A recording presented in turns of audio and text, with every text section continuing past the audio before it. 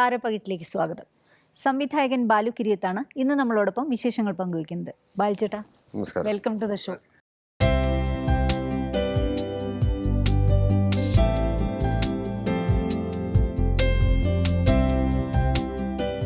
ചേട്ടനെ കാണുമ്പോഴും വിശേഷം പറയുമ്പോഴേക്കും എനിക്ക് എപ്പോഴും മനസ്സിലേക്ക് ഓടി വരുന്ന ചിത്രം എന്ന് പറയുന്നത് തകില് കൊട്ടാമ്പുറമാണ്. എൻ്റെ ആദ്യത്തെ ചിത്രം. അതുമായിട്ട് കണക്ട് ചെയ്യുമ്പോൾ പ്രേം നസീർ നവതി, ഇന്ന് ആ ഒരു കലാകാരൻ ജീവിച്ചിരിക്കുമെങ്കിൽ 90 വയസ്സ് കഴിഞ്ഞേനെ അല്ലേ? എന്താണ് ആ തകില് കൊട്ടാമ്പുറം ഓർമ്മകൾ?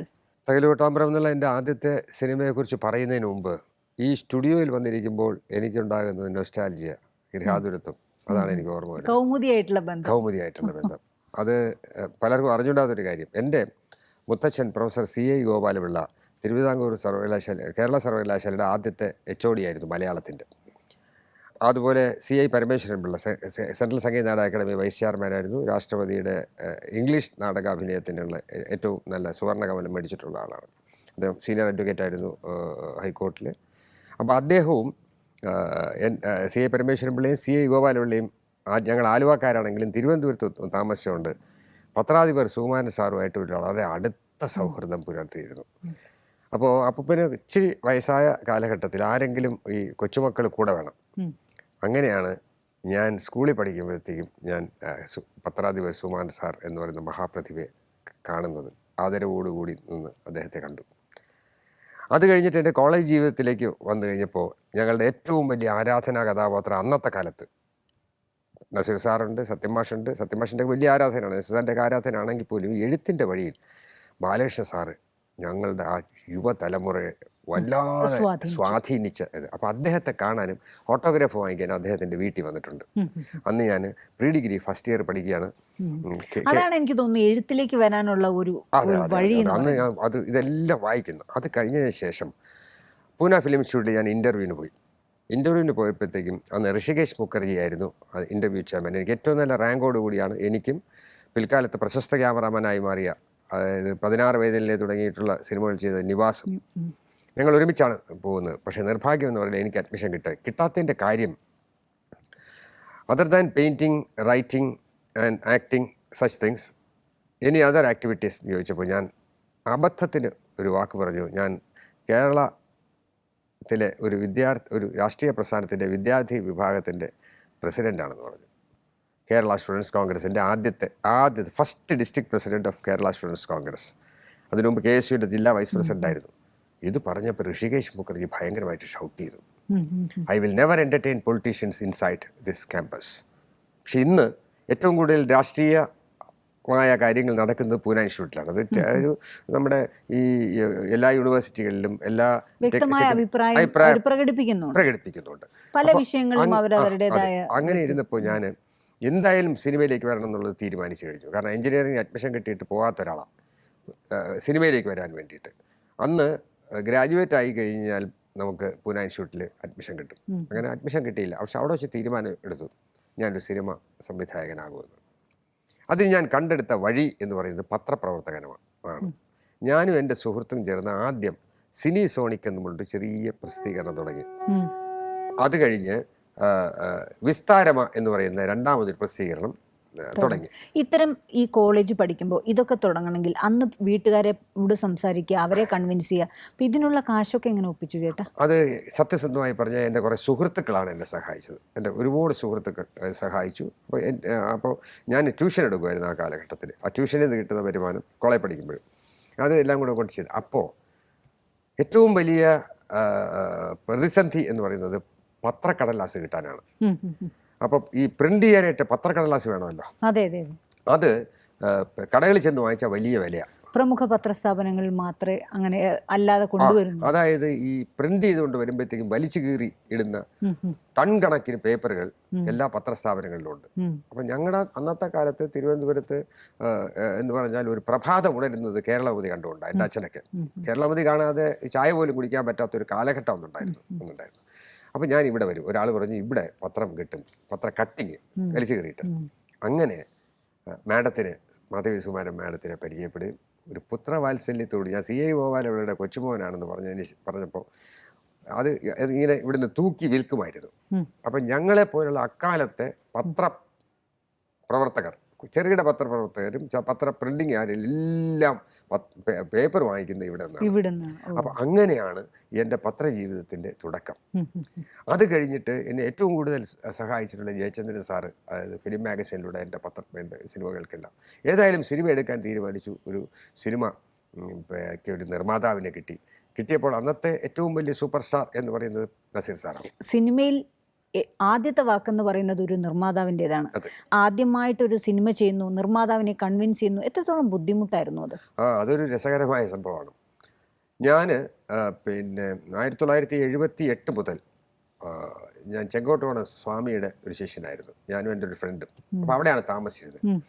ഒരു തരത്തിൽ പറഞ്ഞാൽ ഒരു സന്യാസ ജീവിതം, അങ്ങനെ ഇന്ത്യ മുഴുവൻ സഞ്ചരിക്കാനുള്ള ഒരു അവസരം. ആ സന്യാസ ജീവിതമൊന്നും ഇപ്പം ഇല്ല, എന്തായാലും കുടുംബമായിട്ട് സന്തോഷിച്ചു. അങ്ങനെ ഒരു കാലഘട്ടം. ആ കാലഘട്ടത്തിൽ അവിടെ ഇരുന്നും കാശിയിലിരുന്നും സ്വാമിജിയുടെ പോകുമ്പോൾ എല്ലാം ഒരുപാട് ഗാനങ്ങൾ ഞാൻ എഴുതുമായിരുന്നു. അങ്ങനെ ഒരിക്കൽ 1978 ഒക്ടോബർ 12 ഞാൻ പിന്നെ വേളാങ്കണ്ണി പള്ളിയിൽ പോയി. അവിടെ ഇരുന്ന് എഴുതിയതാണ് സ്വപ്നങ്ങളെ വീണുറങ്ങുമെന്നുള്ള ഈ പാട്ട്. ദാസേട്ടന് എനിക്കൊന്ന് 10 പാട്ടുകൾ ഏറ്റവും ഫേവറേറ്റ്. അതെ, അദ്ദേഹം പാടിയ 15,000 20,000 പാട്ടുകളിൽ അദ്ദേഹത്തിന് ഇഷ്ടമുള്ള 10 പാട്ടിൽ ഒന്നാണെന്ന് പറഞ്ഞുകൊണ്ടാണ് മലയാള സിനിമയുടെ 50ാം വാർഷികത്തിന് അദ്ദേഹം ഈ പാട്ട് പാടിയത്. ഭയങ്കര കരഘോഷം ഉണ്ടാവുകയും ചെയ്തു. ആ ഗാനം എഴുതി ദർശൻ രാമൻ അത് മ്യൂസിക് ചെയ്തു. അപ്പോൾ അന്നത്തെ കാലത്ത് എന്ന് വെച്ചാൽ ഈ പാട്ട് എഴുതി കഴിഞ്ഞതാണ് ഉടനെ കമ്പോസ് ചെയ്യും. വെറുതെ ദർശൻ രാമൻ അന്ന് റിഗാറ്റയിലെ ഹാർമോണിസ്റ്റ് ആയിരുന്നു. അദ്ദേഹത്തിൻ്റെ പേര് രാംകുമാർ എന്നാണ്. അപ്പോൾ അദ്ദേഹം അതിരുന്ന് കമ്പോസ് ചെയ്തു, നന്നായിട്ട് കമ്പോസ് ചെയ്തു. അപ്പോൾ ഈ പാട്ട് വട്ടിയൂർക്കാവിൽ ബാബു സ്റ്റുഡിയോ എന്ന് പറയുന്ന സ്റ്റുഡിയോയിൽ എനിക്കൊരു ഫ്രണ്ടുണ്ട്, ശ്രീധരൻ. അവിടെ ഇരുന്ന് ഈ പാട്ട് ഹാർമോണിയം വെച്ച് പാടും. അതിൻ്റെ നേരെ എതിരെ ഒരു ജയകുമാർ ടെക്സ്റ്റൈൽസ് ഉണ്ട്. അദ്ദേഹം ഈ പാട്ട് കേട്ട് ഭയങ്കരമായിട്ട് ഇഷ്ടപ്പെട്ടു. ഈ പാട്ട് ഉൾപ്പെടുത്തിക്കൊണ്ട് നമുക്കൊരു സിനിമ ചെയ്താലോ എന്ന് ചോദിക്കുന്നു. ശരിക്കും ആ പാട്ടാണ് എൻ്റെ പ്രൊഡ്യൂസറെ കിട്ടാനുള്ള വഴി. കാരണം ആ പാട്ട് കേൾക്കുന്നവരെല്ലാവരും തന്നെ വളരെയേറെ വേദനയോടുകൂടി കേട്ടിട്ടുള്ള ഒരു ഗാനമാണ് അത്. കാരണം എല്ലാവരുടെയും ജീവിതത്തിലും ഈ ദുഃഖം സ്ഥായിയായ ഭാവമാണ്. റിലേറ്റ് ചെയ്യാൻ പറ്റുന്ന ഒരു പാട്ട്, റിലേറ്റ് ചെയ്യാൻ പറ്റും, എല്ലാവരുടെ ജീവിതമായിട്ട് റിലേറ്റ് ചെയ്യാൻ പറ്റും, ഇന്നും പ്രസക്തമായ ഒരു പാട്ട്. അപ്പോൾ അദ്ദേഹത്തിന് ചോദിച്ചു, അദ്ദേഹത്തിന് വേനലിൽ ഒരു മഴ എന്ന് പറയുന്ന ഒരു ചെറിയ ഒരു കഥ അദ്ദേഹത്തിൻ്റെ കയ്യിലുണ്ട്, പബ്ലിഷ് ചെയ്തിട്ടില്ല, അത് എഴുതി വെച്ചിരുന്നു. അപ്പോൾ അതിൻ്റെ ത്രെഡ് ഒരു ഫാമിലി അഫെയറും അതിന് ഭർത്താവിന് ഒരു പിന്നെ അമ്മാവിൻ്റെ മകളിലോടുത്തുള്ള ഒരു പ്രണയവും ഒക്കെയാണ് ആ ഒരു നോർമൽ സാധനം. പക്ഷേ ഞാൻ പറഞ്ഞു, ഞാൻ ഇത് എൻ്റേതായിട്ടുള്ള ഒരു വെർഷനിലേക്ക് ഇത് മാറ്റാമെന്ന് പറഞ്ഞു. അപ്പോൾ ഞാൻ കോളേജിൽ MG കോളേജിലാണ് ഞാൻ പഠിച്ചത്, ഡിഗ്രിയും BSc അവിടെ തന്നെ. MG കോളേജിൽ നിന്ന് ഞാൻ വരുന്ന വഴിയിൽ ജനറൽ ഹോസ്പിറ്റൽ ജംഗ്ഷനിൽ വെച്ച് കുറേ അടുത്തുള്ളൊരു സ്കൂളിൽ നിന്ന് കുറേയേറെ പെൺകുട്ടികൾ ജനറൽ ഹോസ്പിറ്റലിലേക്ക് വരിയായിട്ട് നടന്ന് കയറുന്നത്. അപ്പോൾ ഇതെന്താണെന്ന് അറിയാൻ വേണ്ടിയിട്ട് ഞാൻ നേരെ അതിനകത്ത് ചെന്നപ്പോൾ 9ാം ക്ലാസ്സിൽ പഠിക്കുന്ന ഒരു പെൺകുട്ടി റാബീസ് പിടിവിട്ട് പട്ടി കുരയ്ക്കും പോലെ കുരയ്ക്കുകയാണ്. ആ കുട്ടി വസ്ത്രങ്ങൾ വലിച്ചു കീറാതിരിക്കാൻ വേണ്ടി അച്ഛൻ്റെ പാൻറ്റും ഷർട്ടും ഒക്കെയാണ് ഇട്ടിരുന്നെങ്കിലും അതെല്ലാം അത് വലിച്ചു കീറുന്നു. ആ രംഗം ഇന്നും എന്നെ ഭീതിപ്പെടുത്തുകയും സങ്കടപ്പെടുത്തുകയും കണ്ണു നിറയിക്കുകയും ചെയ്യുന്ന ഒരു രംഗമാണ്. സുന്ദരിയായ ഒരു പെൺകുട്ടി, ആ കുട്ടി മരിച്ചുപോയി. അതെൻ്റെ മനസ്സിൽ കിടന്നു. അങ്ങനെ എല്ലാവരും തിരക്കഥ എഴുതുന്നത് കഥയുടെ 1ാമത്തെ സീനിൽ നിന്നും ക്ലൈമാക്സ് വരെയാണെങ്കിൽ ഞാൻ ആദ്യം എഴുതി വെച്ചത് ക്ലൈമാക്സ് ആണ്. ചില സിനിമകൾ എനിക്ക് തോന്നുന്നു ക്ലൈമാക്സ് ഷൂട്ട് ചെയ്തിട്ട് വീണ്ടും ആദ്യ രംഗങ്ങളിലേക്ക് വരാറുണ്ട്. അതുപോലെ തന്നെ ക്ലൈമാക്സ് ആദ്യമേ ഷൂട്ട് ചെയ്യുന്ന ചില സിനിമകൾ ഉണ്ടായിരിക്കും, എനിക്കതിൻ്റെ അറിവില്ല. പക്ഷേ ഇത് എഴുതുന്നത് തന്നെ ക്ലൈമാക്സാണ്. ക്ലൈമാക്സ് എഴുതി അതിൽ നിന്നും കഥ പുറകിലോട്ട് പോകുന്നതായിരുന്നു. പിന്നെ എൻ്റെ ജീവിതത്തിലെ ആ ഒരു മഹാഭാഗ്യം എന്ന് പറഞ്ഞാൽ നസീർ സാറിനെ നായകനായി കിട്ടി. ഒരു പത്രപ്രവർത്തനത്തിൽ നിന്നും സിനിമയിലേക്ക് വന്നു. അപ്പോൾ അതിൻ്റെ സാങ്കേതിക വശം എങ്ങനെ കൺവിൻസ് ചെയ്തു?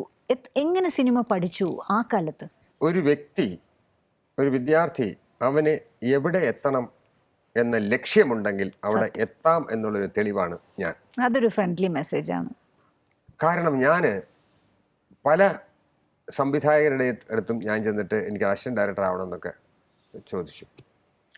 എൻ്റെ ഒരു പ്രിയപ്പെട്ട സുഹൃത്ത് സിനിമ സംവിധാനം ചെയ്തപ്പോൾ MG കോളേജിലൂടെ പഠിച്ചിരുന്നത്. അപ്പോൾ അദ്ദേഹം അത് അംഗീകരിച്ചില്ല. അപ്പം ഞാൻ സിനിമയിലുള്ളവരെ പരിചയപ്പെടണമല്ലോ, എന്നാലല്ലേ സിനിമയിൽ അസിസ്റ്റന്റ് ആകാൻ പറ്റൂ. അതിനാണ് ഈ പത്രം തുടങ്ങിയത്. അതും സിനിമാ പ്രസിദ്ധീകരണമായിരുന്നു. അങ്ങനെ മലയാള സിനിമയിലെയും തമിഴ് സിനിമയിലെയും കമലഹാസൻ ഉൾപ്പെടെയുള്ള എല്ലാവരുമായി ഒരു നല്ല സൗഹൃദം എനിക്കുണ്ടാക്കാൻ കഴിഞ്ഞു. അവരുടെ എല്ലാ ഇൻ്റർവ്യൂ നന്നായിട്ട് ഞാൻ കൊടുക്കുകയും ആ ഇൻ്റർവ്യൂ വായിച്ചിട്ട് അത് പിന്നീട് ഫോൺ ചെയ്ത് പറയുകയും ചെയ്യുന്ന ഒരു വലിയ സൗഹൃദം. അങ്ങനെ ഇരുന്ന കാലഘട്ടത്തിൽ ഞാനിങ്ങനെ തിരുവനന്തപുരത്ത് പാളയത്ത് താജ് എന്നൊരു ഹോട്ടലുണ്ട്. ആ ഹോട്ടലാണ് അന്നത്തെ കാലത്ത് ബഷീർക്കയുടെ ഹോട്ടലാണ് അന്നത്തെ സിനിമാക്കാരുടെ താവളം. കാരണം ബഷീർക്കയുടെ ചിറ്റപ്പയാണ് നസീർ സാർ. അപ്പം മധുസാറായിരുന്നാലും ശരി, തിമ്മാഷായിരുന്നാലും ശരി, അന്നത്തെ കാലത്ത് സോമേട്ടനായാലും ശരി, എല്ലാവരും അവിടെ വരും. കാരണം നല്ല അത്ര രുചികരമായ ഭക്ഷണം അന്നത്തെ കാലത്ത്. താജ് ബഷീർ അപ്പം അവിടെ ചെന്നപ്പോൾ ബഷീർക്ക് അടുത്ത് പറഞ്ഞു, ഇങ്ങനെ ഞാനും അങ്ങനെ ആഗ്രഹിച്ചിട്ട് ഇന്നാരും ചെയ്തില്ല. അദ്ദേഹം എൻ്റെ സുഹൃത്താണ് സംവിധായകൻ. അപ്പോൾ ഒരു കാര്യം, ഞാനൊരു സിനിമ പ്രൊഡ്യൂസ് ചെയ്യുന്നുണ്ട്. KPSC ബാലനാണ് എൻ്റെ കോ പ്രൊഡ്യൂസർ. അതിനകത്ത് അസിസ്റ്റൻ്റ് ആവാൻ പറഞ്ഞു. എനിക്ക് സ്വർഗം കിട്ടിയതുപോലെ. തീർച്ചയായിട്ടും നമ്മളൊരു മേഖലയിൽ എത്തണമെന്ന് അതീവമായി ആഗ്രഹിക്കുകയും. ബെന്നിയങ്കിളാണ്, അതായത് വിൻസെന്റ് മാഷിൻ്റെ അളിയൻ ബെന്നിയങ്കിളാണ് ഡയറക്ടർ. പടത്തിൻ്റെ പേര് മുഹൂർത്തങ്ങൾ. റാണി ചന്ദ്രയെ അതിനകത്ത് പ്രധാന കഥാപാത്രം വിളിച്ചു. അങ്ങനെ ഞാനൊരു അസിസ്റ്റൻറ്റ് ഡയറക്ടറായിട്ട് മാറി. അതാണ് എൻ്റെ തുടക്കം. അത് കഴിഞ്ഞിട്ട് കുറച്ച് നാൾ KS ഗോപാലകൃഷ്ണൻ സാറിൻ്റെ 4 മണിപ്പൂക്കൾ എന്ന സിനിമയിൽ ഒരു അസിസ്റ്റൻറ്റ് ഡയറക്ടർ, ഒരു അസ്മാദിയായിട്ട് നിന്നു കൂടെ നിന്നു. അത് കഴിഞ്ഞിട്ട് എല്ലാവരും പരിചയപ്പെടണം. അത് കഴിഞ്ഞിട്ട് സിന്ദൂരം എന്ന സിനിമ ഡോക്ടർ ബാലകൃഷ്ണനെ ഇൻ്റർവ്യൂ ചെയ്യാൻ ചെന്നപ്പോൾ ഡോക്ടർ ബാലകൃഷ്ണൻ അദ്ദേഹം ചോദിച്ചു, തിരുവനന്തപുരത്ത് ഷൂട്ട് ചെയ്യാൻ പറ്റിയ നല്ല വീടുണ്ടോ എന്ന് ചോദിച്ചു. അപ്പോൾ താജ് ബഷീർക്കയുടെ ഇൻറ്റിമേറ്റ് ഫ്രണ്ടാണ് രാഗിണി മാഡത്തിൻ്റെ, ലളിതാപത്മി രാഗിണി മാഡത്തിൻ്റെ ഹസ്ബൻഡ് തമ്പി അങ്കിള്. അപ്പോൾ അദ്ദേഹത്തിൻ്റെ വീട് അന്ന് ഇന്നത്തെ IG ഓഫീസ്, അത് രണ്ടും അവരുടെ വീടുകളാണ്. അത് ചെന്ന് ചോദിച്ചപ്പോൾ അദ്ദേഹം അത് സമ്മതിച്ചു. ഇനിയൊരു പുതിയ വീട് വേണം. കുന്നുകുഴിയുടെ ആ കാലത്തെ ഏറ്റവും വലിയൊരു വീട് ഉയർന്നിട്ടുണ്ട്. ഡാമർ ബ്രദേഴ്സിൻ്റെ മകൻ BKN പിള്ളയുടെ വീട്. അത് എൻ്റെ ഒരു കസിനെയാണ് കല്യാണം കഴിച്ചിരിക്കുന്നത്. എൻ്റെ ഇളയ അമ്മുമ്മയുടെ കസിൻ്റെ മകളാണ്. അപ്പോൾ അവിടെ ചെന്ന് അത് ചോദിച്ചപ്പോൾ അതും പാല് കാച്ചിട്ട് 10 ദിവസം പോലും ആയിട്ടില്ല, സമ്മതിച്ചു. അങ്ങനെ ഈ 2 വീടുകൾ കൊടുക്കുകയും അങ്ങനെ ഡോക്ടർ ബാലകൃഷ്ണനുമായിട്ട് വളരെ സൗഹൃദം ഉണ്ടാവുകയും ബാലേട്ടൻ ഞങ്ങൾ വിളിക്കുന്നത്, അദ്ദേഹത്തിൻ്റെ അസിസ്റ്റൻ്റായി എന്നെ കൂട്ടിക്കൊണ്ടുപോവുകയും ചെയ്യും. അവിടെ നിന്നാണ് എൻ്റെ ഒരു ഡെവലപ്മെൻറ്റ്. അന്ന് സത്യനന്ദിക്കാട് അദ്ദേഹത്തിൻ്റെ അസിസ്റ്റൻ്റായിരുന്നു. ഡെവലപ്മെൻ്റ് എന്ന് പറയുമ്പോഴും ഞാനതിനെ മഹാഭാഗ്യമായിട്ട് കാര്യം ആദ്യ സിനിമ പ്രേം നസീർ ഒത്ത് നിത്യഹരിത നായകനോടൊപ്പം. എങ്ങനെ പ്രേം നസീർ എന്ന ആ ഒരു വ്യക്തിത്വത്തെ എങ്ങനെ ഓർക്കുന്നു? മെരിലാൻഡ് സ്റ്റുഡിയോയിലാണ് ഞാൻ അദ്ദേഹത്തെ കാണാൻ പോകുന്നത്. അന്ന് S കുമാർ എന്ന് പറയുന്ന നിർമ്മാതാവ് അടുത്തിരിപ്പുണ്ട്. തൊട്ടടുത്ത് കേരളകൗമുദിയിലെ മണിസാറും ഇരിപ്പുണ്ട്. മണിസാറ് നസീർ സാറിൻ്റെ ഇൻറ്റിമേറ്റ് ഫ്രണ്ടായിരുന്നു ആ കാലഘട്ടത്തിൽ. അദ്ദേഹത്തിന് ഒരു ഫ്രണ്ടേ കാണത്തുള്ളൂ, അത് മണിസാറായിരുന്നു.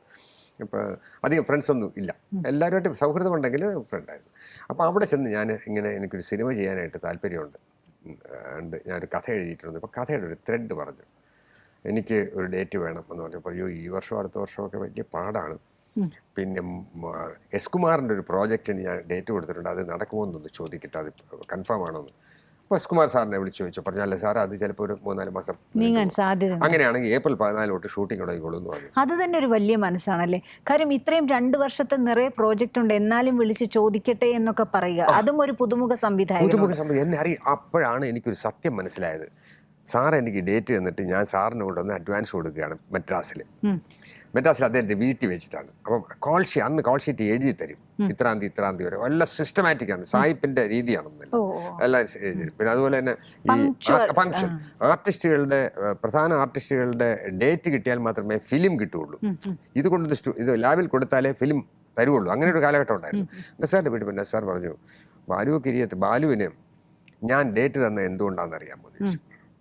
ഞാൻ പറഞ്ഞു, അറിയില്ല സാർ. വളരെ വർഷങ്ങൾക്ക് മുമ്പ് ഞാൻ SB കോളേജ് ചങ്ങനാശ്ശേരിയിൽ പഠിക്കുമ്പോൾ all Kerala university drama competition ഉണ്ടായിരുന്നു. തിരുവനന്തപുരത്ത് VJT ഹാളിൽ വെച്ചിട്ടായിരുന്നു ആ കോമ്പറ്റീഷൻ. അന്ന് jury chairman CI Parameswaran Pillai സാറാണ്. വേറെ പലരും ആ ജൂറി ആയിട്ടുണ്ട്. ഇത് കഴിഞ്ഞ് അപ്പോൾ എനിക്ക് ബെസ്റ്റ് ആക്ടർ കിട്ടിയപ്പോൾ ഗ്രീൻ റൂമിലേക്ക് അദ്ദേഹം 6 അടി പൊക്കവും അതീവ സുന്ദരനുമാണ് CI പരമേശ്വരൻ പിള്ള. ഈ അടുത്ത കാലത്ത് എൻ്റെ അടുത്ത് CP നായർ സാർ പറഞ്ഞു, അപ്പൂപ്പൻ്റെ നാടകമെല്ലാം കണ്ടിട്ടുണ്ടോ, കേശവ അടിയൻ എന്ന് വിളിക്കുമ്പോൾ നമ്മുടെ കണ്ണ് നിറയും, അത്രയും വലിയ അഭിനയ പ്രതിഭയാണ് മുത്തശ്ശൻ എന്ന് പറഞ്ഞു. അപ്പോൾ അകത്തി എന്ന് ചോദിച്ചു, do have taste for films? കാരണം വിദേശത്ത് പഠിച്ച് പാസ്സായി വന്ന ആളാണ്, അപ്പോൾ ഇംഗ്ലീഷാണ് എപ്പോഴും സംസാരിക്കുന്നത്. Do have taste for? അത്ഭുതപ്പെട്ടു. സിനിമയിൽ നായകനാകാൻ താല്പര്യമുണ്ടോ എന്നാണ് ചോദിച്ചത്. സാർ മറുപടി പറയാൻ പറ്റിയില്ല. ഏതായാലും രാവിലെ എൻ്റെ വീട്ടിലേക്ക് വരാൻ പറഞ്ഞു. എൻ്റെ വീട് വഞ്ചൂരാണ്, ആരത്തി ചോദിച്ചാലും പറഞ്ഞു തരും. അങ്ങനെ വഞ്ചൂരിലേക്ക് ചെല്ലുകയും വഞ്ചൂർ അപ്പൂപ്പനൊരു എഴുത്ത് കൊടുത്തയക്കുകയും അങ്ങനെ ഞാൻ ആദ്യമായി അഭിനയിക്കുകയും ചെയ്തു. ഈ അടുത്ത കാലത്ത് നസീർ സാറിൻ്റെ 90ാം ജന്മദിനം ആഘോഷിച്ചപ്പോൾ അതെ, മണിയമ്പിള്ള രാജു പറഞ്ഞു ഈ റെയിൽവേ സ്റ്റേഷനിൽ വെച്ചിട്ട് പിന്നെ സത്യമാഷിനെ കാണുകയും സത്യമാഷിൻ്റെ അടുത്ത് എന്നിട്ട് എനിക്ക് അഭിനയിക്കാൻ താല്പര്യമുണ്ടെന്ന് പറഞ്ഞപ്പോൾ സത്യമാഷ് ചാൻസ് വാങ്ങിച്ചു കൊടുത്തുള്ള മണ്ടത്തരം അദ്ദേഹം പറഞ്ഞു. അദ്ദേഹത്തിന് അറിഞ്ഞുകൂടാത്തതുകൊണ്ടായിരിക്കും. നസീർ സാറിൻ്റെ ചിറയൻകിഴി രാമകൃഷ്ണൻ നായർ എഴുതിയിട്ടുള്ള ആത്മകഥയിൽ പോലും CI പരമേശ്വരൻ പിള്ളയാണ് അദ്ദേഹത്തിന് ആദ്യമായി ചാൻസ് കൊടുത്തതെന്ന് പറഞ്ഞിട്ടുണ്ട്. ഇതിന് നസീർ സാർ പറഞ്ഞ മറുപടി എന്താണെന്നറിയാം? അങ്ങനെ ഒരാളുടെ, എന്നെ സിനിമയിലേക്ക് കൊണ്ടുവന്ന ഒരാളോ അദ്ദേഹത്തിൻ്റെ 2ാം തലമുറയോ 3ാം തലമുറയിലെ ആരും തന്നെ എൻ്റെ അടുത്ത് വന്നൊരു സഹായം ചോദിച്ചിട്ടില്ല. ചോദിക്കുന്നത് പണമല്ല, എൻ്റെ ജീവിതത്തിൽ നിന്ന് 20 ദിവസം. അതുകൊണ്ടാണ് ബാലുവിന് തന്നത്. പക്ഷെ ഒരു കാര്യം ചെയ്യണം, സ്ക്രിപ്റ്റ് എഴുതിയിട്ട് അടൂർ ബാസിയെ കൊണ്ട് വായിച്ച് ചെയ്യിപ്പിക്കണം. അഡ്വാൻസ് ഞാൻ വാങ്ങിക്കുന്നു. വാസു സാറിൻ്റെ അടുത്ത് ഞാൻ ഇത് കൊണ്ട് കൊടുത്ത വാസു സാർ ഇത് 2 സിനിമയ്ക്കുണ്ട്. കാരണം വെച്ചാൽ ആദ്യമായിട്ട് എഴുതിയല്ലേ, എഴുതി അതായത് MT വാസുദേവൻ സാറിൻ്റെയൊക്കെ പിന്നെ തിരക്കഥകൾ വായിച്ചിരുന്നിട്ടുള്ള അങ്ങനെ അത്രയും കാച്ചിക്കുറുക്കി എഴുതാനുള്ള ഒരു എക്സ്പീരിയൻസ് ആയിട്ടാണ്. അങ്ങനെ കുറേ വെട്ടിക്കളഞ്ഞു, ആവശ്യമില്ലാത്ത എല്ലാം വെട്ടിക്കളഞ്ഞ് അതിനെ സംക്ഷിപ്തമാക്കി. അതാണ് തകല് കൊട്ടാതിൽ നസീർ സാറ്, ഷീലാമ്മ, അന്നത്തെ സൂപ്പർ സ്റ്റാറായി വന്നുകൊണ്ടിരിക്കുന്ന സുകുമാരൻ, അങ്ങനെ തുടങ്ങിയിട്ടുള്ള ഷീലാമ്മ, മാളാരവിന്ദൻ തുടങ്ങിയിട്ട് ജലജ, അങ്ങനെ തുടങ്ങിയിട്ടുള്ള നിരവധി പേരാണ് ആ ചിത്രത്തിൽ പിന്നെ അഭിനയിച്ചത്. സൂപ്പർ ഹിറ്റ് ആവുകയും ചെയ്തു. ഇത്രയും ഒരു പ്രതിഭകൾ അണിനിരന്ന ഒരു ചിത്രം, പക്ഷെ ഒരു പുതുമുഖ സംവിധായകൻ, എത്രത്തോളം കോൺഫിഡൻസ് ഉണ്ടായിരുന്നു ബാലുച്ചേട്ടാ? എന്തായിരുന്നു ആ ഒരു ഡ്രൈവ്? അവിടെയാണ് എൻ്റെ ഗുരുനാഥൻ ഡോക്ടർ ബാലകൃഷ്ണൻ ഞാൻ നമിക്കുന്നത്. ബേസ് സ്ക്രിപ്റ്റ് മുതൽ വായിക്കാൻ തരും, എന്നിട്ട് അതിൻ്റെ ഓരോരോ കാര്യങ്ങൾ ഗൃഹപാഠം. ഞാൻ വെറുതെ മദ്രാസിൽ നിൽക്കുമ്പോൾ മറ്റ് എഡിറ്റിംഗ് റൂമുകളിൽ പോകും, വെറുതെ അതിന് വർത്തമാനം പറഞ്ഞ് എഡിറ്റിംഗ് കാണും. ലാബിൽ പോകും, ലാബിൽ ഒരാളെ കമ്പനി അടിച്ചിട്ട് ലാബിൻ്റെ പ്രോസസ്സിങ്ങിന് അങ്ങനെ ശരിക്കും കഷ്ടപ്പെട്ടാൽ തന്നെയാണ് എൻ്റെ ഓരോ ഡബ്ബിങ് കാണാൻ പോകും. എന്നിട്ട് ഡബ്ബിങ് ചെയ്യുന്നത്, എന്നിട്ട് പ്രൊജക്ടർ റൂമിൽ ചെന്നിട്ട് ഈ ലൂപ്പ് എന്താണെന്ന് പഠി, അങ്ങനെ ഓരോന്നായിട്ട് പഠിച്ചു. നസീർ സാറിൻ്റെ കാര്യം പറഞ്ഞു വരുമ്പോൾ ഞാൻ വാചാലനാവും. കാരണം ഇവിടെ ഷാനവാസിൻ്റെ കല്യാണം നടക്കുകയാണ്. അന്നും മണിസാറൊക്കെ ഉണ്ട് അവിടെ ഉണ്ട്, CH മുഹമ്മദ് സാഹിബ്, അങ്ങനെയുള്ള പ്രഗത്ഭപതി കാരണം സാറ് ഒക്കെ ലീഡർ എല്ലാവരും ഉള്ള ഒരു സ്ഥലത്ത് വെച്ചിട്ട് ജനം ഇങ്ങനെ തിങ്ങി നിൽക്കുക. അപ്പോൾ വന്നിട്ട് TS സുരേഷ് ബാബുവിൻ്റെ അച്ഛനും എവർഷൈൻ പ്രൊഡക്ഷൻസിൻ്റെ മാനേജറും കൂടെ വന്ന് പറഞ്ഞു, സാർ തിരുവനന്തപുരത്തെ കോളനികളിൽ നിന്നും 10,000-1,500 പേര് ഇതിനകത്ത് കയറിയിട്ടുണ്ട്, അവരെന്നിട്ട് ബിരിയാണി കഴിക്കുകയാണ്, ഫുഡ് കഴിക്കുകയാണെന്ന് പറഞ്ഞു. ശരി. അപ്പം നസീർ സാർ പറഞ്ഞു, ഞാനൊരു 4,000 ബിരിയാണി കരുതിയിട്ടുണ്ട്, അത് അവർക്ക് വേണ്ടിയിട്ടാണ്. അവരുടെ ടിക്കറ്റും എടുത്ത് അവർ കഷ്ടപ്പെട്ട് അവർ അധ്വാനിച്ച് വന്നിട്ട് അവർ ടിക്കറ്റ് എടുത്തുകൊണ്ടാണ് ഞാനൊരു താരമായത്. പിന്നെ അവർ കഴിക്കാനല്ല വന്നത്, ഞങ്ങളെയൊക്കെ കാണാനാണ്. അതിൻ്റെ ഇടയിൽ കൂടെ ഭക്ഷണം കഴിച്ചുകൊണ്ട് പോട്ടെ. ആ വലിയ മനസ്സ് കണ്ടോ? സത്യം. നസീർ സാറിന് ഞങ്ങളുടെ പടം ഷൂട്ടിംഗ് കഴിഞ്ഞ് തീർന്ന് ഫുൾ പിക്ചർ തീർന്നതിന് ശേഷം അദ്ദേഹം ഡബ്ബിങ്ങിന് തിരുവനന്തപുരത്ത് വന്നു. തിരുവനന്തപുരത്ത് ഡബ്ബിങ് വന്നപ്പോഴത്തേക്കും അദ്ദേഹത്തിന് അന്ന് 1,00,000 രൂപയാണ് അന്നത്തെ റെമ്യൂണറേഷൻ. അന്ന് തിരുമല എന്ന് പറയുന്ന സ്ഥലത്ത് 150 രൂപയുള്ള ഒരു സെൻറ്റ് സ്ഥലത്തിന്. അപ്പോൾ ആ 1,00,000 രൂപയുടെ വിലയൊന്ന് മനസ്സിലായിക്കൊള്ളണം. ഇന്ന് 10,00,000 രൂപയുള്ള സ്ഥലത്തിന് 150 രൂപ വിലയുള്ളൂ. 1,00,000 രൂപ അദ്ദേഹത്തിൻ്റെ ബാലൻസ് എമൗണ്ട് 50,000 റുപ്പീസ് അങ്ങ് കൊടുത്തു. ഡബ്ബിങ് കഴിഞ്ഞ് കഴിഞ്ഞപ്പോൾ അദ്ദേഹം എൻ്റെ അടുത്ത് പറഞ്ഞു, ബാലു നാളെ രാവിലെ അമൃത ഹോട്ടലിലേക്ക് വരണം, 11 മണിക്കാണ് ഫ്ലൈറ്റ്, ഞാൻ 9 മണിക്ക് പോകാൻ മുമ്പ് എത്തണം എന്ന് പറഞ്ഞു. ഞാൻ പ്രൊഡ്യൂസറെ വിളിച്ചുകൊണ്ട് പോയി. അത് 25,000 രൂപ എടുത്ത് തിരിച്ച് പ്രൊഡ്യൂസറുടെ എൻ്റെ കയ്യിൽ തന്നു, വെച്ചോളൂ എന്ന് പറഞ്ഞു. ഞാനത് പ്രൊഡ്യൂസർ കൊടുത്തു. അദ്ദേഹം പറഞ്ഞത് 20 ദിവസത്തെ ഡേറ്റാണ് ബാലു മേടിച്ചത്. 14 ദിവസം കൊണ്ട് പടം തീർന്നു. ബാക്കി 6 ദിവസം ഞാൻ വേറെ ആൾക്ക് വിറ്റ് കാശ് മേടിച്ചു. അപ്പം ഞാൻ എന്തിനാണ് നിങ്ങളുടെ 25,000 രൂപ ഞാൻ സൂക്ഷിക്കണം, ഞാൻ അപ്പുറത്ത് എനിക്ക് കിട്ടിയല്ലോ. ഈ മനസ്സ് ആർക്കുണ്ടാവും? ഇത്രയേറെ ഒന്നും കൂടെ പറഞ്ഞിട്ട് നിർത്താം. വെണ്ടർ ഡാനിയൽ എന്ന് പറയുന്ന സിനിമയുടെ ഷൂട്ടിംഗ് നടക്കുന്ന സമയത്ത് ഈ അടുത്തകാലത്ത് അന്തരിച്ച VR ഗോപാലകൃഷ്ണൻ എൻ്റെ സെറ്റിൽ വന്നു. അദ്ദേഹത്തിന് വൈറൽ പനി പിടിപെട്ട് അദ്ദേഹത്തെ ഹോസ്പിറ്റലിലേക്ക് കൊണ്ടുപോയി. അന്ന് രാത്രി ഞാനും തിലകൻ ചേട്ടനും ജഗദീഷ് ശ്രീകുമാറും ഞങ്ങളെല്ലാവരും കൂടി ചേർന്ന് ഇയാളെ കാണാൻ പോയപ്പോൾ അവിടെ ഒരു പെൺകുട്ടി ഉണ്ടായിരുന്നു, ഒരു ഡോക്ടർ. അപ്പോൾ അവർ പറഞ്ഞു, ഇങ്ങനെ സംസാരിച്ചപ്പോൾ നസീർ സാറിനെ വെച്ച് സിനിമ ചെയ്തിട്ടുണ്ടോ എന്ന് ചോദിച്ചു. ഉണ്ട് എന്ന് പറഞ്ഞു. വാചാലമാവുന്നു നസീർ സാറിനെ. അപ്പോൾ നസീർ സാറിനെ കണ്ടിട്ടുണ്ടോ? ഒരു തവണ കണ്ടിട്ടുണ്ടോ എന്ന് പറഞ്ഞു. അപ്പോൾ ആ കുട്ടി പറഞ്ഞു, ഞാൻ പ്രീ ഡിഗ്രി 9ാം റാങ്കോടുകൂടി പാസ്സായ ഒരു പെൺകുട്ടിയാണ്. എനിക്ക് MBBS പഠിക്കണമെന്ന് വലിയ ആഗ്രഹം. പക്ഷേ എൻ്റെ അമ്മ ഒരു വാരസ്യാരാണ്. ഞങ്ങൾ അമ്പലത്തിൽ പൂ കെട്ടുന്ന ജോലിയാണ്. അച്ഛൻ 1.5 വയസ്സ് മരിച്ചു. ഒരു രക്ഷയില്ല പഠിക്കാനായിട്ട്. അപ്പോൾ എൻ്റെ വീടിനോട് ചേർന്നൊരു ഓലപ്പരയുണ്ട്, പഴയ തിയേറ്റർ. അവിടുത്തെ പ്രൊജക്ടർ ഓപ്പറേറ്റർ ഒരു അഡ്രസ്സ് തന്നിട്ട് പറഞ്ഞു, നിൻ്റെ ആഗ്രഹം ഈ അഡ്രസ്സ് ഒന്ന് എഴുതി അറിയിക്കാൻ പറഞ്ഞു. അത് പ്രേം നസീറിൻ്റെ അഡ്രസ്സ് വിലാസമായിരുന്നു. 2 ആഴ്ച കഴിഞ്ഞപ്പോൾ അദ്ദേഹത്തിൻ്റെ മാനേജർ ചിലയങ്കി രാമകൃഷ്ണൻ നായർ ഈ വീട്ടിൽ വരികയും ആ കുട്ടിയെ MBBS വരെ, ആ കുട്ടി പറയുകയാണ്, വസ്ത്രം, ഹോസ്റ്റൽ ചിലവ്, പുസ്തകം, വണ്ടിക്കൂലി ഉൾപ്പെടെയുള്ള തുക MBBS പാസ്സാവുന്നവരെ ആ കുട്ടിക്ക് കൊടുത്തു. അപ്പോൾ ആ കുട്ടിക്ക് ഒരാഗ്രഹം, ഈ സർട്ടിഫിക്കറ്റ്, അത് 2ാമത്തെ റാങ്കോ 3ാമത്തെ റാങ്കാണ് ആ കുട്ടി കിട്ടിയിരിക്കുന്നത്. ഈ സർട്ടിഫിക്കറ്റ് കൊണ്ട് നസീർ സാറെ കാണാൻ അമ്മയും വിളിച്ചുകൊണ്ട് അമ്മയും ഒരു അമ്മാവനെയും വിളിച്ച് ആ പ്രൊജക്ടർ ഓപ്പറേറ്ററെയും വിളിച്ച് മദ്രാസ് ചെന്ന് കാണിച്ചപ്പോൾ സാറിന് അറിഞ്ഞുകൂടേതാരാണ് ഇതാ എത്രയോ പേരെ സഹായിക്കുന്നു. എനിക്കറിയാം, ഇടത് കൈ കൊണ്ട് കൊടുക്കുന്ന വലം കൈ അറിയില്ല. അവിടെ അതിനുവേണ്ടി ഒരു സെക്ഷനുണ്ട്, ഒരു ഡിപ്പാർട്ട്മെൻ്റ് ഉണ്ട് ഈ ആളുകളെ സഹായിക്കാൻ വേണ്ടി മാത്രം. ഈ കുട്ടി അവിടെ ചെന്ന് കണ്ട് നസീർ സാറിൻ്റെ സർട്ടിഫിക്കറ്റ് കൊടുത്തപ്പോൾ നസീർ സാർ ചോദിക്കുകയാണ്, MDക്ക് പോകണ്ടേ എന്ന് ചോദിക്കുന്നു, പോസ്റ്റ് ഗ്രാജുവേഷന് പോകണ്ടേ എന്ന് ചോദിക്കുന്നു. ഈ കുട്ടി പറഞ്ഞു, ഇനി എന്തെങ്കിലും ജോലി ചെയ്ത് കുറച്ച് കാശുണ്ടാക്കിയിട്ട് അത് വേണ്ട, ഞാൻ പഠിപ്പിച്ചോളാം. അത്രയും കൂടെ ഇത്രയും മെഡിക്കൽ കുട്ടിയെ പഠിപ്പിക്കുന്ന ഒരു സന്തോഷമല്ലേ, എനിക്ക് വളരെ സന്തോഷമല്ലേ. പക്ഷേ 1 മാസം കഴിഞ്ഞപ്പോൾ നസീർ സാർ മരിച്ചു. അതാണ് ആ കുട്ടിയുടെ സങ്കടം. പഠിപ്പിക്കാത്തതല്ല, ആ വലിയ മനുഷ്യൻ മരിച്ചു. അതാണ് നസീർ സാർ, അതാണ് പ്രേം നസീർ. സിനിമാ കാലം, സിനിമ മനസ്സുകൾ, നിർഗളമായിട്ടാണ് ചേട്ടൻ സംസാരിച്ചത്. ഇന്ന് ആ ബന്ധങ്ങൾ നിലനിൽക്കുന്നുണ്ടോ? നോക്കൂ, ഞാനൊക്കെ പഠിക്കുന്ന കാലഘട്ടത്തിൽ മാനേജ്മെൻറ്റ് എന്ന് പറയുന്ന ഒരു സിസ്റ്റം ഇല്ലായിരുന്നു, MBA എന്നൊരു സിസ്റ്റം ഇല്ലായിരുന്നു. ഇന്ന് വിദ്യാഭ്യാസത്തിൻ്റെ പുരോഗതി വന്നതോടുകൂടി പല മേഖലയിലും പല ബ്രാഞ്ചുകളിലേക്കും, മെഡിസിന് തന്നെ പല ബ്രാഞ്ചായി, എഞ്ചിനീയറിങ്ങിന് പല ബ്രാഞ്ചായി എന്ന് പറയുമ്പോൾ ഏറ്റവും വലിയ ബ്രാഞ്ചായി മാറി മാനേജ്മെൻറ്റ്. ഇന്നത്തെ നടന്മാരും സംവിധായകരും എല്ലാവരും തന്നെ നല്ല മാനേജ്മെൻറ്റ് വിദഗ്ധന്മാരാണ്. അതുകൊണ്ട് സെൻറ്റിമെൻറ്റ്സിന് യാതൊരു വാല്യൂവും ഇല്ല. ഇന്നത്തെ ഒരു ഓഡിയൻസ്, പ്രേക്ഷകരെ ചേട്ടൻ എങ്ങനെ കാണുന്നു? എത്രത്തോളം ആസ്വാദന ശേഷി, ആ ഒരു രീതി, ഇതൊക്കെ എത്രത്തോളം മാറിയിട്ടുണ്ട്? നോക്കൂ, സംഗീത നാടക അക്കാദമിയുടെ അംഗമായിരുന്നു ഞാൻ. അത് കഴിഞ്ഞിട്ട് വൈലോപ്പള്ളി സംസ്കൃതി ഭവൻ്റെ മെമ്പർ സെക്രട്ടറി ആയിരുന്നു. 10 വർഷം ഫിലിം ഡെവലപ്മെൻറ്റ് കോർപ്പറേഷൻ ഡയറക്ടറായിരുന്നു. 3 തവണ, ഒരു തവണ സംസ്ഥാന ഫിലിം അവാർഡിൻ്റെയും ഒരു തവണ ഫിലിം പ്രൊഡ്യൂസേഴ്സ് അസോസിയേഷൻ്റെ അവാർഡ്, രണ്ടും. അതുപോലെ മറ്റൊരു ചാനലിൻ്റെ അവാർഡിൻ്റെയും ജൂറിയായിരുന്നു.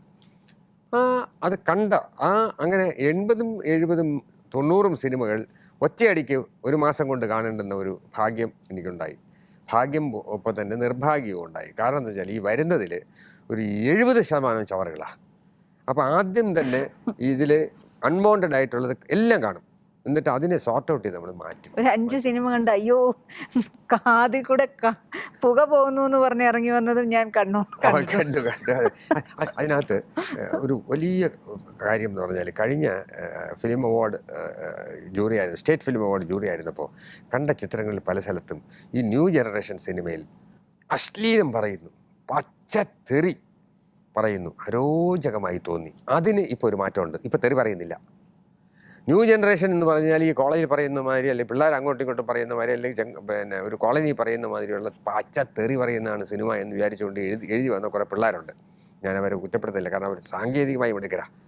അപ്പോൾ എഴുത്തിൻ്റെ വഴിയിൽ അവർ ജനിച്ചു വളർന്ന സാഹചര്യത്തിനനുസരിച്ച് അവർ പറഞ്ഞു വന്നിട്ടുള്ള വാക്കുകളായിരിക്കും ചിലപ്പോൾ ഉപയോഗിക്കുന്നത്. ഇപ്പോൾ കഴിഞ്ഞ 2 വർഷമായി അശ്ലീല ചുവയുള്ള സംഭാഷണങ്ങൾ മലയാള സിനിമയിൽ ഇല്ല, യുവതലമുറയിൽ പോലും ഇല്ല എന്നുള്ളത് വലിയ കാര്യമാണ്. എത്രത്തോളം വായന നഷ്ടപ്പെട്ടിട്ടുണ്ട്?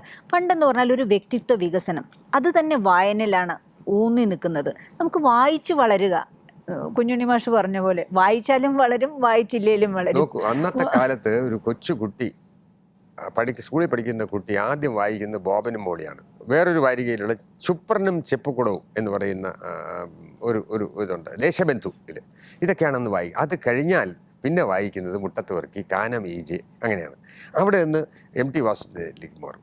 കോളേജിലെത്തുമ്പോഴത്തേക്കും OV വിജയനിലേക്കും അങ്ങനെ വളർന്നു. OV വിജയനൊക്കെ ഞങ്ങളുടെ കാലഘട്ടത്തിലെ ഞങ്ങൾ ഫാൻസ്, മമ്മൂട്ടിക്ക് മോഹൻലാലിനുള്ളതിനെ പോലെ ഉള്ളതുപോലെ ഉള്ള ഫാൻസാണ് അദ്ദേഹത്തെ മാധവിക്കുട്ടിയുടെ കഥകൾ. അങ്ങനെ ഓരോ കാലഘട്ടത്തിനനുസരിച്ച് വായിക്കുന്നവൻ അവൻ്റെ ടേസ്റ്റിങ്ങിന് ഇങ്ങനെ ഉയർന്നു പോകും എന്നുള്ളതാണ് സത്യം. അപ്പം എത്രത്തോളം വായിക്കുന്നുവോ ചിന്തകൾ മാറും. എത്രത്തോളം വായിക്കും അത്രത്തോളം ഒരു നല്ല സംവിധായകനാകാൻ കഴിയും. മലയാള സിനിമയിൽ ഞാൻ കണ്ടത്, തമിഴ് സിനിമയും മലയാള സിനിമയും തമ്മിലുള്ളൊരു വ്യത്യാസമുണ്ട്. ഭാരതീയരാജയുടെ കാലഘട്ടം മുതൽ ഇങ്ങോട്ട് സ്ക്രിപ്റ്റ് എഴുതുന്നത് ഭൂരിഭാഗവും സംവിധായകർ തന്നെയാണ്. കഥ, തിരക്കഥ, സംഭാഷണം, സംവിധാനം. മലയാളത്തിൽ അങ്ങനെ അല്ല. സൂപ്പർ സംവിധായകർ പലരും തന്നെ മറ്റു പലരെ കൊണ്ടുമാണ് എഴുതിച്ചിട്ട് അതിനെ ഷോർട്ട് ഡിവൈഡ് ചെയ്ത് ചെയ്യുന്നത്. അതൊരു തരം കൊത്തമേശ്ശേരി പണിയാണ്. ഏറ്റവും നല്ല ക്യാമറാമാനെ വിളിക്കുക, ഏറ്റവും നല്ല അപ്പോൾ മാർക്കറ്റുള്ള തിരക്കഥാകൃത്തെ വിളിക്കുക, അപ്പോൾ മാർക്കറ്റുള്ള ഗാനരചാവിനെ വിളിക്കുക, അപ്പോൾ മാർക്കറ്റുള്ള ഹാസ്യനടനെ വിളിക്കുക, അപ്പോൾ മാർക്കറ്റുള്ള എഡിറ്ററെ വയ്ക്കുക. ഇതെല്ലാം കൂടെ വെച്ചിട്ട് സമീകൃതമായിട്ട് സാധനം. കാരണം ഒരു സൂപ്പർ മാർക്കറ്റിൽ ചെന്നിട്ട് ഏറ്റവും നല്ല സാധനം എടുത്തിട്ട് ഹോട്ടൽ നടത്തുന്ന പോലെയാണ് ഞാൻ അതിനെ കണ്ടിട്ടുള്ളത്. കാരണം സർഗപ്രതിഭ പുറത്ത് വരണമെന്നുണ്ടെങ്കിൽ തന്നെത്താനെ എഴുതണം. തന്നെത്താനെ എഴുതി ഷോർട്ട് ഡിവൈഡ് ചെയ്തിട്ട് എൻ്റെ സിനിമ ഇതാണെന്ന് പറയുകയാണ്. അടൂർ ഗോപാലകൃഷ്ണൻ സാറിനെ സംബന്ധിച്ചും പത്മനാഭൻ സാറിനെ സംബന്ധിച്ചും ഭരതൻ ചേട്ടനൊക്കെ തന്നെ സ്ക്രിപ്റ്റിൽ അവരുടെ കൈയുടെ സ്ക്രിപ്റ്റാണ് ബാക്ക് ബോൺ. അതാണ്. അപ്പം എന്ന് പറഞ്ഞിട്ട് MT സാറിനെ പോലെ മഹാപ്രതിഭകളായിട്ടുള്ള സ്ക്രിപ്റ്റുകൾ എടുത്ത് സംവിധാനം ചെയ്തവരെ ഞാൻ തള്ളിപ്പറയുകയല്ല പറയുന്നത്. പക്ഷേ എങ്കിലും ഇപ്പോൾ മലയാള സിനിമയിൽ മിക്കവാറും യങ്സ്റ്റേഴ്സ് അവർ തന്നെയാണ് കഥയും തിരക്കഥയും സംഭാഷണം എഴുതുന്നുള്ളത്. വലിയൊരു ചേഞ്ചായിട്ട് ഞാൻ കാണുന്നു, വലിയൊരു ചേഞ്ച്. കാരണം വെച്ചാൽ അവരുടെ മനസ്സിലുള്ളത്, അവരുടെ സർഗാത്മകത ഒട്ടും ചോർന്നു പോകാതെ മറ്റൊരാളിൽ നിന്നും കടമെടുത്തുകൊണ്ട് മറ്റൊരു ഹോട്ടലിൽ നിന്നും കൊണ്ടുവന്ന് ആഹാരം കഴിക്കുന്നതിനേക്കാൾ സ്വന്തം കിച്ചണിൽ തന്നെത്താനെ വെച്ച് കഴിക്കുന്നത് പോലെ അവൻ്റെ സർഗപ്രതിഭ എന്തൊക്കെയുണ്ട്, അവൻ്റെ ചിന്താധാര മുഴുവനും സിനിമയിലാക്കാനായിട്ട് സാധിക്കുന്നു ഒരവസ്ഥ ഇപ്പോൾ മലയാളത്തിൽ വന്നിട്ടുണ്ട്. അതൊരു വലിയ വളർച്ചയുടെ ഭാഗമാണ്. വളർച്ചയുടെ ഭാഗം എന്ന് പറയുമ്പോഴാണ് അന്നത്തെ കാലത്ത് സ്ത്രീകൾക്കൊക്കെ എത്രത്തോളം സ്വാതന്ത്ര്യമുണ്ടായിരുന്നു, എത്രത്തോളം അഭിപ്രായം രേഖപ്പെടുത്താൻ കഴിയുമായിരുന്നു, എങ്ങനെ അതൊക്കെ എങ്ങനെയായിരുന്നു അന്നത്തെ കാലത്ത്? അന്നത്തെ കാലഘട്ടത്തിൽ സത്യം മാഷ് അഭിനയിക്കും, നസീർ സാർ അഭിനയിക്കും, മധു സാർ അഭിനയിക്കും, കൊട്ടാരക്കര സാർ അഭിനയിക്കും. അപ്പോൾ അംബിക സത്യൻ, രാഗിണി പ്രേം നസീർ, രാഗിണി സത്യൻ, പത്മിനി സത്യൻ. പത്മിനി ആദ്യ സ്ത്രീയുടെ പേരായിരുന്നു. ഇപ്പൊ പഴയ സിനിമകൾ ഏതെങ്കിലും എടുത്തു നോക്കിക്കോളൂ, ആദ്യം ക്രെഡിറ്റ്സിൽ ഫസ്റ്റ് വരുന്നത് നായികയാരെന്നുള്ളതാണ്. വളരെ സന്തോഷം. അങ്ങനെ ഒരു കാലഘട്ടം ഉണ്ടായിരുന്നു. ഇന്ന് നമ്മുടെ ഏതെങ്കിലും പഴയ സിനിമകളുടെ CD എടുത്ത് നോക്കിക്കഴിഞ്ഞാൽ പിന്നെ അംബിക സത്യൻ, രാഗിണി, നേരത്തെ പറഞ്ഞ പോലെ ആദ്യം അവരുടെ പേരാണ് വരുന്നത്. പിന്നെ അന്നത്തെ സ്ത്രീകളെ സംബന്ധിച്ചിടത്തോളം യാത്ര ചെയ്യാനായിട്ട് പ്രൊഡക്ഷനിൽ ഒരു ഡ്രൈവർ ഉണ്ടാവും. ചിലപ്പോൾ അവരെ ഡ്രൈവർ കാണില്ല, അവർ കൊണ്ടുപോകുന്നത് ഒരു നിധി കൊണ്ടുപോകുന്ന പോലെയാണ് സ്ത്രീകളെ കൊണ്ടുപോയിക്കൊണ്ടിരുന്നത്. നസീർ സാറിനൊരു പ്രത്യേകതയുണ്ട്. നസീർ സാറ് ഷൂട്ടിംഗ് തുടങ്ങി കഴിഞ്ഞാൽ പിന്നെ ഗ്രൂപ്പിൽ ചെന്നിരിക്കില്ല, അല്ല സ്ത്രീകളെല്ലാവരും ഒരു സ്ഥലത്ത് മാറിയിരുന്ന് എന്തെങ്കിലും വായിച്ചുകൊണ്ടിരിക്കും. വലിയ സംസാരമൊന്നുമില്ല. പക്ഷേ ഏതെങ്കിലും ഒരു സ്ത്രീക്കോ അല്ലെങ്കിൽ ഒരു പനി വന്ന് ബോധം കെട്ട് വീണെന്ന് വെച്ചാൽ അപ്പം സാറിൻ്റെ കാറാണ് അയക്കണത്.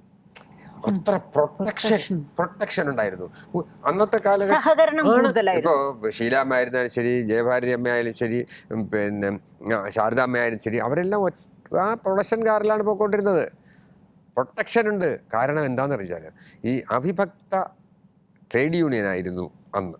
South Indian film writers association, south Indian Nadigar സംഘം. അപ്പോൾ സ്ട്രിക്റ്റാണ് അവിടെ. ഇന്നലെ ആഷിഖ് ഒരു ഇൻ്റർവ്യൂവിൽ ഇതിനെക്കുറിച്ച്, ആഷിഖ് ആണ് തോന്നുന്നു, ആരോ ഒരു ഇൻ്റർവ്യൂവിനെ കുറിച്ച് അല്ല, രഞ്ജിനി, പഴയ നടി രഞ്ജിനി ഇതിനെക്കുറിച്ച് ഇന്നലെ ഒരു ഇൻ്റർവ്യൂവിൽ പറയാനുണ്ടായി. ഇത് സത്യമാണ്. കാരണം ഒരു ഇഷ്യൂ അവിടെ സ്ത്രീയെന്നോ പുരുഷനെന്നോ യാതൊരു വകഭേദവുമില്ല. അല്ല, ജെൻഡർ ഡിഫറൻസ് പാടില്ല. സ്ത്രീകൾ ഒരിക്കലും മാറ്റി നിർത്തപ്പെടേണ്ടവരല്ല. കാരണം സ്ത്രീകളുടെ ഒരു നടൻ, ഇപ്പോൾ ഒരു നടൻ സ്റ്റാറായി, സൂപ്പർ സ്റ്റാറായി, 4-5 പടത്തിലൊരു നായികയെ അഭിനയിപ്പിക്കും. അവർക്ക് ഒരു 24 വയസ്സായി കഴിഞ്ഞ് പിന്നെ അവളെ വേണ്ടാന്ന് പറയും. പിന്നെ ഒരു 18 വയസ്സായ പെണ്ണിനെയാണ് അഭിനയിപ്പിക്കുന്നത്. ഇവന് 70 വയസ്സായിരുന്നാലും ശരി 18 വയസ്സായ പെണ്ണിനെയാണ് നായികയായിട്ട് അഭിനയിപ്പിക്കുന്നത്. എന്തിനു വേണ്ടി? കാരണം തനിക്ക് വയസ്സായതുകൊണ്ട് പ്രേക്ഷകർക്ക് കാണാൻ സുന്ദരിയായ ഒരു പെൺകുട്ടി മാച്ചായിട്ട് വേണം. ഇതാണ് സത്യം. തനിക്ക് കോമഡി അഭിനയിക്കാൻ അറിഞ്ഞുകൂടാത്തത് കൊണ്ട് കോമഡി അഭിനയിക്കാൻ ഒരു കോമഡി താരം വേണം. താൻ ഹീറോ ആകാൻ വേണ്ടിയിട്ട് തന്നെ ഇടിക്കാൻ വരുന്നൊരു വില്ലൻ വേണം. ഇതൊക്കെയാണ് ചേരുവകൾ. അപ്പോൾ സുന്ദരിയായ ഒരു സ്ത്രീ ഒരു കഥാപാത്രം ഉണ്ടെങ്കിൽ മാത്രമേ ഒരു കൊമേഴ്ഷ്യൽ സിനിമ വിജയിക്കുള്ളൂ. അതുകൊണ്ടാണ് മാറി മാറി മാറി മാറി മാറി മാറി കൊച്ചുമോളുടെ പ്രായമുള്ളവരെ വരെ നായികയാക്കിക്കൊണ്ടിരിക്കുന്നത്. അത് പണ്ട് മുതലേ ഉള്ളതാണ്. അപ്പോൾ സ്ത്രീ ഇല്ലാതെ സിനിമ എടുക്കട്ടെ. ഇപ്പോൾ സ്ത്രീക്ക് സ്വാതന്ത്ര്യം ഇല്ലെന്നുണ്ടെങ്കിൽ പുരുഷന്മാർ മാത്രം വെച്ച് സിനിമ എടുക്കട്ടെ. എത്ര സിനിമ ഓടും നമുക്കറിയാം. എത്ര സിനിമ ഓടട്ടെ. എല്ലാ മേഖലയിലും അതിനകത്ത് മലയാളത്തിലെ അഭിനേത്രികൾ, അതുപോലെ തമിഴ് അഭിനേത്രികൾ, അവരെല്ലാവരും തന്നെ ഇന്ത്യയിലെ ഏറ്റവും നല്ല മിടുക്കരായ ആക്ട്രസസ് ആയിരുന്നു എന്നുള്ളത് യാതൊരു സംശയം. വേൾഡ് നമ്പർ 1 എന്ന് പറയാൻ പറ്റുന്ന ആക്ട്രസസ്, അഭിനേത്രികൾ, നടികൾ നമ്മുടെ സൗത്ത് ഇന്ത്യൻ സിനിമയിലുണ്ട്, പ്രത്യേകിച്ച് മലയാളത്തിലുണ്ട്, ഇന്നുമുണ്ട്. ഇന്നൊരു എക്സ്ട്രാഡിനറി ബ്രില്യൻ്റ് ആയിട്ടുള്ള ഒരിക്കൽ തിലകൻ ചേട്ടൻ പിന്നെ ഞാനുമായിട്ട് വളരെ അടുത്ത സൗഹൃദം അവസാന നിമിഷം ഇടയ്ക്ക് ഞങ്ങളൊന്ന് പിണങ്ങിയെങ്കിലും അടുത്ത സൗഹൃദം പിന്നെ ബന്ധം പുലർത്തിയിരുന്നു. അപ്പോൾ അദ്ദേഹം പറയും, ഞാൻ ഭയപ്പെടുന്ന 2 ആർട്ടിസ്റ്റുകളേ ഉള്ളൂ. അപ്പോൾ ഞാൻ വിചാരിച്ചു മമ്മൂട്ടി മോഹൻലാലായിരിക്കും എന്ന് വിചാരിച്ചു. എൻ്റെ പ്രിയ സുഹൃത്തുക്കളാണ്. അല്ല, മഞ്ജു വാര്യരും ജഗതിയും. അവർ ഫ്രെയിമിൽ നിൽക്കുമ്പോൾ മാത്രം ഞാൻ സ്വല്പം കോൺഷ്യസ് ആവും. ഞാൻ ഒത്തിരി ഭയപ്പെടും. കാരണം വെച്ചാൽ അവർ ഹൈലി ടാലൻറ്റ്, എന്നെക്കാട്ടി ടാലൻറ്റഡ് ആർട്ടിസ്റ്റാണെന്ന് പറഞ്ഞു. അപ്പോൾ അതിൻ്റെ അർത്ഥം എന്താണെന്ന് പറഞ്ഞാൽ, തിലകൻ പോലെ ഒരു മഹാനടൻ പറയുകയാണ്. അപ്പോൾ അതിൻ്റെ അർത്ഥം എന്താ എന്ന് പറഞ്ഞാൽ, മഹാപ്രതിഭകളായിട്ടുള്ള നടികളും നടന്മാരും നമ്മുടെ മലയാള സിനിമയിലും ഉണ്ട്, സൗത്ത് ഇന്ത്യൻ സിനിമയുണ്ട്, സംശയിക്കുക വേണ്ട.